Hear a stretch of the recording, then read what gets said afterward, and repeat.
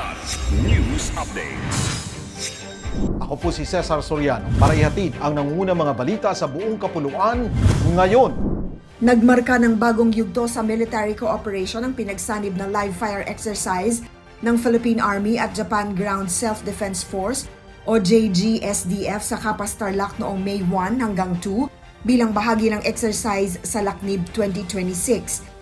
Mahigit 200 tropa mula sa 1st Tank Battalion ng Armored Division ang gumamit ng Sabre Light Tanks, habang 40 tauhan ng JGSDF 12th Brigade Recon Combat Battalion ang nag-deploy ng maneuver combat vehicles sa simulated combat scenario na nakatuon sa pagtukoy, pag-fix at pag-neutralize ng target.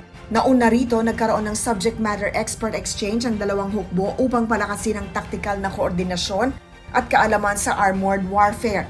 Pinanood ng matataas na opisyal kabilang sina Philippine Army Vice Commander Major General Efren Morados, Armored Division Commander Brigadier General Ronel Manalo, JGSDF 12th Brigade Deputy Brigade Commander Colonel Yoshifumi Ogura at US Army Pacific 25th ID Commander Major General James Bartholomew.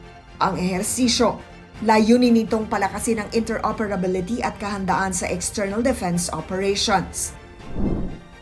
Niyanig ng magnitude 6.0 na lindol ang Eastern Samar at mga karatig lugar nitong Lunes ng hapon, Mayo 4. Ayon sa Philippine Institute of Volcanology and Seismology o PHIVOLCS, naitala ang epicenter ng lindol sa San Julian, Eastern Samar, 2:09 p.m. Tectonic ang origin nito at may lalim na 56 kilometers. Naramdaman ang intensity 5 sa Tacloban City, intensity 3 sa Kasiguran at Huban, Sorsogon, habang intensity 2 sa Tandag, Surigao del Sur.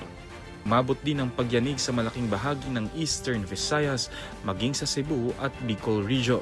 Sa mga litrato at video sa social media, makikita ang lakas ng lindol at pinsalang iniwan ito sa ilang kabahayan sa Samar. Kasunod nito, nagbabala ang PHIVOLCS sa posibleng aftershocks. Mission accomplished ang ika-4 na civilian mission ng atin ito coalition sa West Philippine Sea matapos makarating ang kanilang grupo sa Pag-asa Island at makapaghatid ng tulong sa mga residente doon. Ayon kay atin ito convener Rafaela David, napakahalagang panalo ito para ipakita na ang isla ay integral na parte ng teritoryo ng bansa. Ito ay sa kabila ng pagbuntot ng China Coast Guard at Chinese Navy ships. Makasaysayan ang naging misyon dahil ang atin ito ang kauna-unahang civil society group na nakapaglagak ng watawat ng Pilipinas sa Pag-asa K2.